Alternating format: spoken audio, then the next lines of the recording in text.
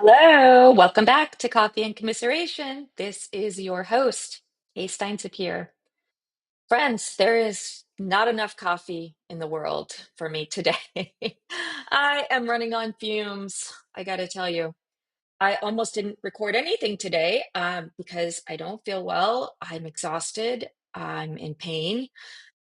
However, I think maybe that's when we need to be more visible, not just when things are going well and we feel well, because so many of us, I think, are feeling like I'm feeling today. I did not sleep well last night at all, as is often the case for me, unfortunately.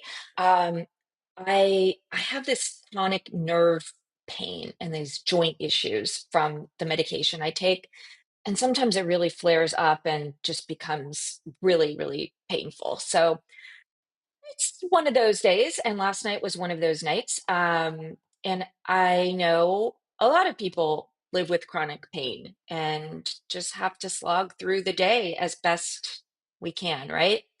Um, I took the kids to school and I've got to go back and pick them up in a bit. And it's like, today is one of those days where I'm just like, is it almost time to go to bed yet? Like, and I hate that. I hate feeling like wasting any of our precious time on earth that, you know, we all are here for such a limited time and I want to enjoy and make the most of it. But some days you're just barely getting by and you're just running on fumes until bedtime. So if that's you, you're in good company. That's me too. Today, that's me. Um, so the other thing, which I know many of my Jewish friends are contending with, is just this feeling of just terrible grief and sorrow and loss and anger and frustration and isolation that we've all been going through. And it's kind of what I'm seeing, with my Jewish friends is it's really kind of at an all-time high, I think, right now for so many of us because of what we're seeing happening in Israel and the return of the Bibas kids in coffins and finding out that they were brutally murdered at the hands of Hamas and still not even knowing where their mom is, and just all of these horrific things that are happening to our Jewish brothers and sisters. And there's a pervasive feeling of just like, where are all of our friends that we stood by when we marched for every marginalized community, fighting for equal rights and fighting for their pain to be seen and heard and recognized, and for someone to do something about injustices that were happening to their communities. It is fundamental to our Jewish values to be at the forefront of those movements for equality and for social justice, for diversity, equity, inclusion. Like those are fundamental Jewish values. And so, of course, we're at the forefront of the social justice movements for all sorts of marginalized groups. And, it obviously was not for any reason other than it was the right thing to do. And we now find ourselves alone. And it's like just our fellow Jews are the ones who are posting about Ariel Bibas and Kafir Bibas. In a few notable exceptions, definitely there are a few exceptions, and we're so grateful for those non-Jewish allies. But to a large extent, it's crickets from a lot of our friends, especially on the left. Like I posted on Blue Sky, where many of our more progressive friends are finding a social media home, where I am as well. But it's like you're living in totally different social media ecosystems, and I think that's part of our problem. Just in terms of these information silos and people just not seeing and not hearing each other, I was just astounded by the fact that I saw nothing about about the Bebus kids on Blue Sky, and I was looking for it. And I'm someone who posts about these issues often, so it seems like it should be something that would be part of my social media feed, and I didn't see anything.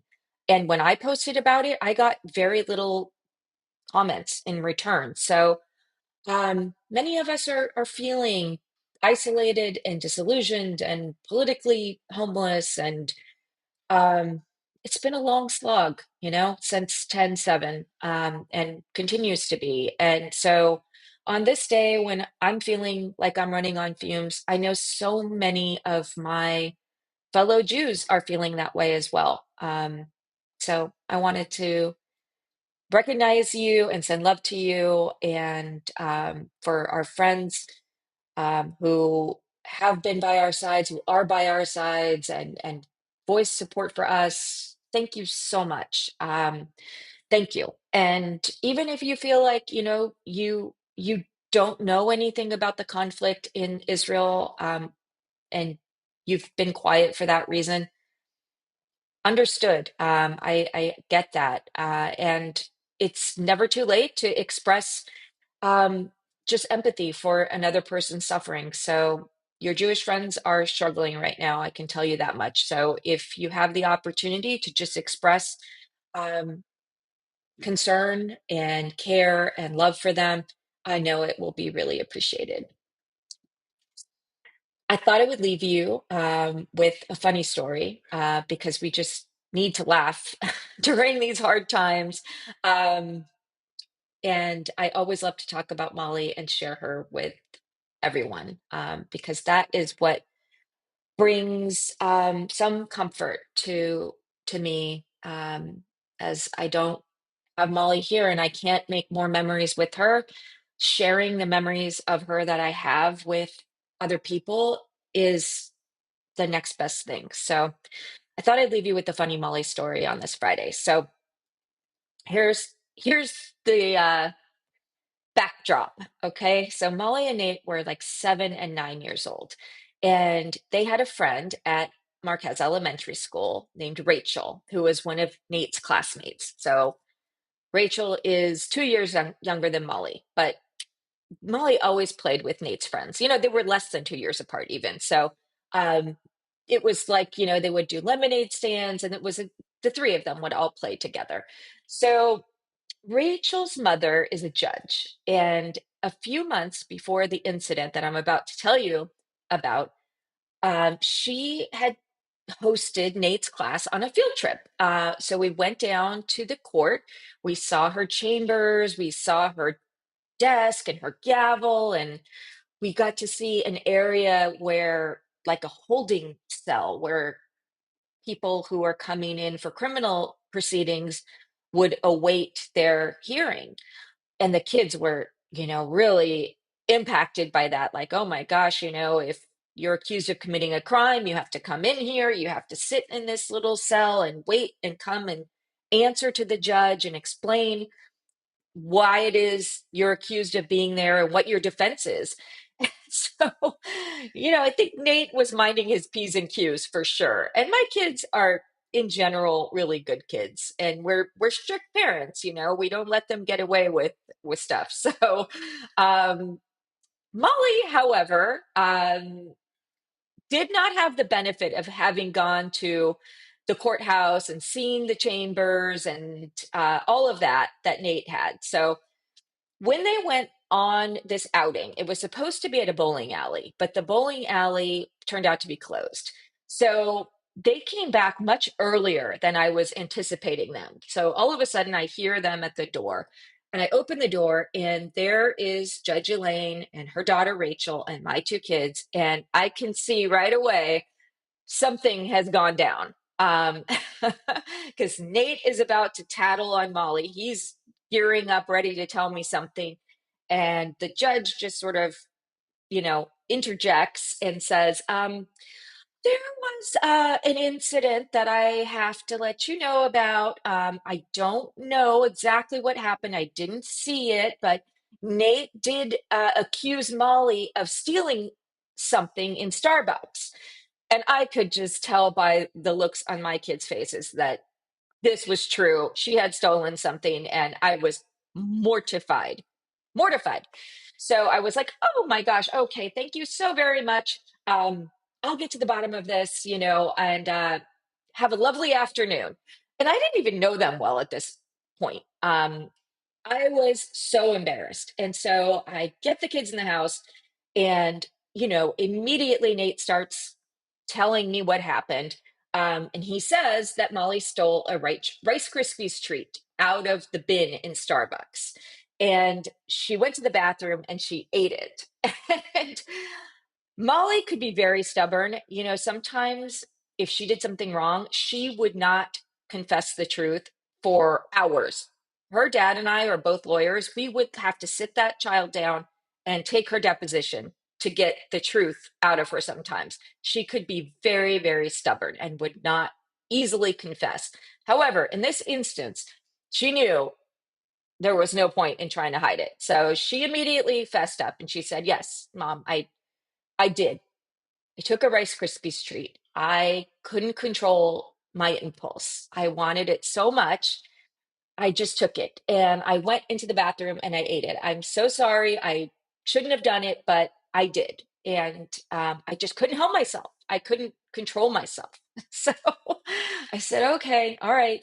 We're going to have to go and apologize um, to the people at Starbucks. And Molly, on her own, went into her room. She took her jar of money that she had been saving. It was like mostly coins, a couple of dollars, and she took her money with her in the car. I did not suggest it. And so we went back over to that Starbucks. And every time I pass by that Starbucks, which is often, happen to drive by it all the time. I think of this story. I think of Molly. So she went in there and she was very mature about the whole thing. She asked for the manager. She did not ask me to go with her. She went in there and she asked for the manager and she explained exactly what happened and that she was very sorry that her impulse got the best of her. She took the Rice Krispies treat and without paying for it, that she ate it. And so she was bringing all of her savings to the tip jar. And it was like, I don't know, maybe $15 or something. But she had been saving it for a long time and it was her own idea. So they were really impressed by her that she was able to be so honest, recognize her mistake, and do something to make it right. And I just think it's such a funny story. It's funny that it happened to be with a judge of all people. And, that Molly I just will never forget her being like, I just couldn't control myself, Mom. Like, I, my impulse got the best of me. She could be so honest about her own shortcomings and the fact that she was a kid and we all do dumb things. I mean, I certainly stole tons of stuff when I was a kid, way worse than my kids. Because that's what my friends were doing and I didn't have parents teaching me that you know we weren't allowed to do things like that. So I did a lot of way worse things than my kids. But I certainly have taught them not to steal. And Molly, made it right. And I thought that was a funny Molly story and memory I thought I would share with you all today. So I wish you all a lovely weekend. I just got a notification on my phone that, our cat Leroy recently passed away. And I just got a notification saying that his remains have arrived. The package is here. So my challenging day is going to get more challenging as I go downstairs and see what is awaiting me and dealing with package from the cat crematorium. So anyway, the hits just keep on coming. But I hope you managed to have some enjoyable times during the hard times. I had a really nice dinner last night with my sisters-in-law. So even though I had a really tough day overall, having time together with people that I love and that love me, like really kind of replenished um, my reservoir was like running really low. And so I felt like I kind of managed to fill it back up a bit. So I hope we all have more moments like that. Tomorrow we're having our Team Molly community room, which is every Saturday and every one in the Palisades who needs help of any kind or who wants to be involved in helping the community comes together, and we just take care of each other. And I'm so proud that through the Molly Stein Sapir Foundation, we're able to provide that for the community. And that Molly, literally 4 years after she passed, is helping to heal her community and really making a positive difference in the world. And for everyone who is part of Team Molly, who's supported the Team Molly Foundation, the Molly Stein Spear Foundation, and in any way has supported all of our efforts, thank you so much. It really, really makes me so proud and humbled, and is what helps me to get through the really, really tough moments of being here without Molly and living this life of having grief as my constant companion and slogging through what are a lot of really tough days. Those things are what make life worth living and make all the hard times more manageable. And so I hope that during your hard times, you have those moments of being with people you love, of having your tank filled at least a bit, and having things that are meaningful, like our community room coming together, even around really, really tragic, difficult circumstances. So I wish you all a lovely weekend, and thank you for coming to commiserate with me today. There is not enough coffee in the world to to deal with the level of fatigue I have today. But tomorrow is a new day, and I am hoping to feel better and to come back and have coffee and commiserate with you. Thank you for joining me. As always, I appreciate you.